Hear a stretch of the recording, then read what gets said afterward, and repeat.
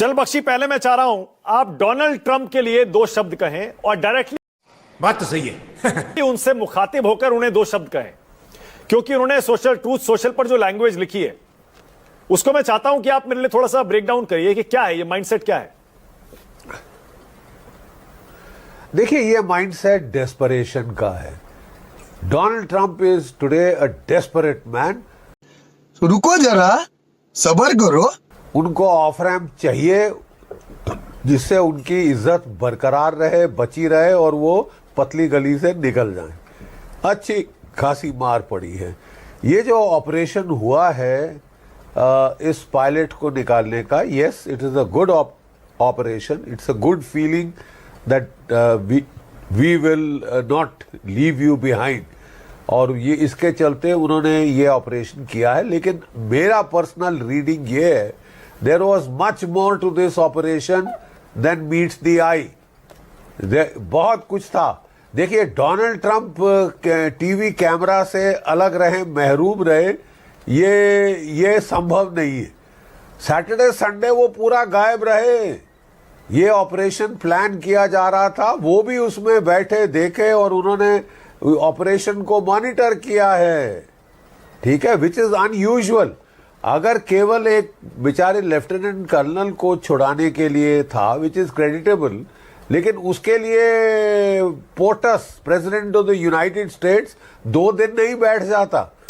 Iranian media report कर रहा है कि one of the C-130Js MJ जो था मॉडिफाइड जहाज है कमांडो ऑपरेशंस के लिए, वो इस्फहान के ऊपर देखा गया, 100 मील दूर ये इलाका जहां पे ये सारा रेस्क्यू ऑपरेशन हो रहा है। क्या करने गया था वो जहाज वहां पे?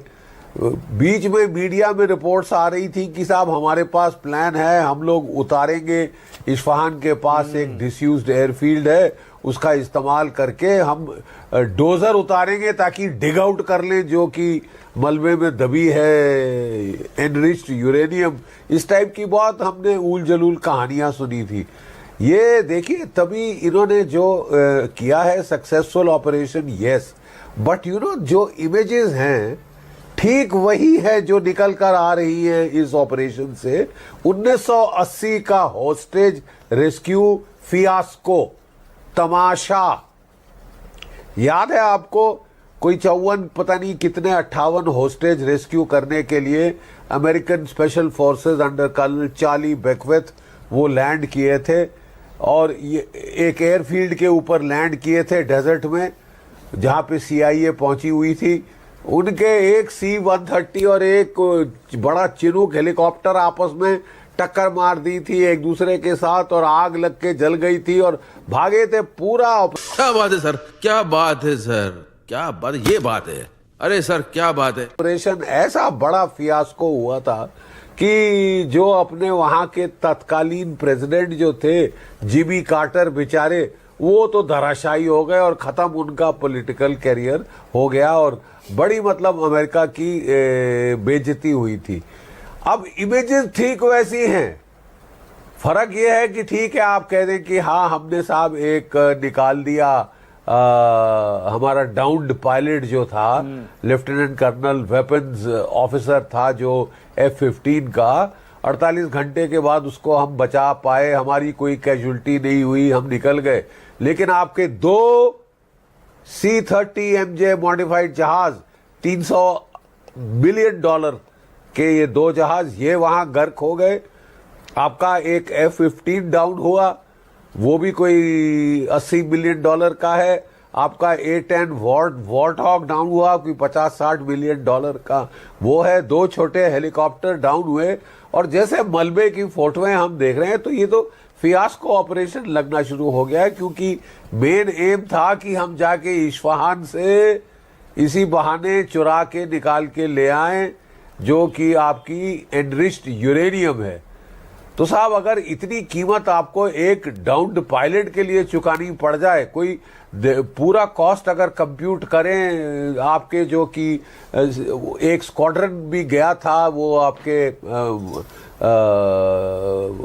जिसको बोलते हैं स्टेल्थ हेलीकॉप्टर्स का, जिसमें कि आपके स्पेशल फोर्सेस सील्स वगैरह आए हैं, ये सारा, तो कोई $2 बिलियन आपने निकाले हैं एक बंदे को निकालने के लिए। ये it doesn't add up, it does not add up. आप कुछ बड़ा ट्राई कर रहे थे, वो फेल हो गया है।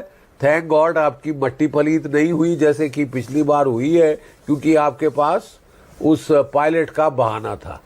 लेकिन साहब it is not going well. ये ट्रेलर दिखाता है कि अगर अमेरिका ट्राई करे स्पेशल ऑपरेशन, क्या कहते हैं, कोई ग्राउंड ऑपरेशन, तो क्या कीमत चुकानी पड़ सकती है। आप कह रहे हैं कि ये आखिरी पायलट है जो गिरेगा, ये लास्ट जहाज है जो गिरेगा, क्या बात कर रहे हैं। वहां पे S-400 आ गए हैं, जो बवासीर उनका 350 है, वो S-400 की कॉपी है। मेरे हिसाब से तो वो कुछ हफ्ते पहले खबर आई थी कि अमेरिका के 17 एंटोनोव 124 जहाज ये S-400 बैटरीज को लेके आ गए हैं, और तब से हम देख रहे हैं हर रोज एक दो जहाज टपक रहे हैं, तब से देख रहे हैं साहब। इसका मतलब S-400 को हम जानते हैं अच्छी तरह से, जलबख्शी साहब जानते हैं। ठीक है जलबख्शी, ये इस्लामाबाद अकॉर्ड की चर्चा हो रही है। रॉयटर्स बोल रहा है कल पूरी रात आसिम मुनीर लगे रहे, उधर से स्टीव विटकॉफ, जेडी वैंस से बात करते रहे, उधर से अब्बास अराक्ची से बात करते रहे। उन्होंने जो प्लान बनाया वो ये कि फौरन सीज फायर होगा और फौरन स्टेट ऑफ हॉर्मुज खुलेगा। ये बीच का रास्ता है, क्योंकि यू सीज फायर के लिए ट्रंप तैयार नहीं है, स्टेट खोलने के लिए ईरान तैयार नहीं है। आपको लगता है दोनों एक एक कदम पीछे हट जाएंगे अब, या फिर ट्रंप की फ्रस्ट्रेशन जो है वो ये दिखा रही है कि ईरान नहीं मानेगा? नहीं देखिए साहब, नहीं देखिए, ईरान की बात बहुत साफ है। बोले साहब ये हम सीज फायर के तमाशे कई बार देख चुके हैं। आप जब भी पीस टॉक करते हो, आप उसकी ओट में वो आप जो है स्टैब इन द बैक की कोशिश करते हो। 2000 पिछले साल एग्जैक्टली यही तमाशा हुआ था। पीस टॉक करी, पीस टॉक चल रही थी, कहा रहा था कि साहब काफी सफल हो रही है, और उन्होंने हमला कर दिया। इस साल एग्जैक्टली यही हूबहू ये दगाबाजी फिर देखी आपने। पीस टॉक हुई, ओमान का फॉरेन मिनिस्टर बोल रहा था साहब सब सेटल हो गया। ईरान ने बोल दिया कि हम अपने 350 केजी एनरिच यूरेनियम दे देंगे IAEA को, बात खत्म। फिर भी आपने हमला किया। अब वही यूरेनियम के लिए आप नाटक कर रहे हैं, फिर भी आपने हमला किया। तो विश्वास कौन कर सकता है। ईरान के प्रवक्ता ने बिल्कुल ठीक बोला है कि जिस तरह कभी कुछ जो शख्स बोलते हैं एक प्रेसिडेंट के पोस्ट से आके ऐसी अभद्र भाषा का इस्तेमाल, ये गरिमा खत्म कर रहा है उस पोस्ट। तो आपके हिसाब से अब क्या होगा फिर? ट्यूसडे को क्या होगा जनरल बख्शी? ट्यूसडे 8 बजे का टाइम दिया है ट्रंप ने। नहीं ये है साहब, ये कुछ दिन और चलेगा मेरे अंदाज से। तो ये कुछ दिन और चलेगा। डोनाल्ड ट्रंप साहब कोई ऑफ रैम्प ढूंढ रहे हैं जिसका फायदा उठा के वो चले जाएं। ये उनका अभिनंदन मूवमेंट है। आप समझते हैं अभिनंदन में क्या याद दिला रहा हूं? यस। हमारा भी पायलट डाउन हुआ था, हमने कहा था वापस दो, नहीं तो हम तुम्हारे बैंड बजा देंगे साहब।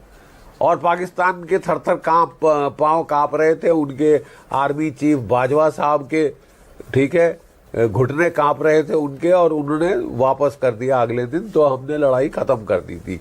क्या ये भी डोनाल्ड ट्रंप मूवमेंट ढूंढ के लड़ाई खत्म करने की कोशिश करेंगे? लेकिन आपको कुछ ऐसा ठोस प्रपोजल देना होगा। ईरान कह रहा है साहब हमको आश्वासन चाहिए कि 2 दिन के बाद सांस लेके, 10 दिन के बाद सांस लेके आप और इजराइल फिर चढ़ जाएंगे। पागल कुत्ते जैसे कि वो पड़ जाते हैं कि साहब अब तो काट मार के, जब तक मार ना डालना जाए पागल कुत्ते को काटता रहता है। तो तो वो भी उनका जनरल बख्शी, मैंने अपने शो में एयरफोर्स से रिटायर्ड 2 लोग बुलाए हैं। विंग कमांडर आलोक सहाय हैं और स्क्वाड्रन लीडर अक्षय चोपड़ा हैं। विंग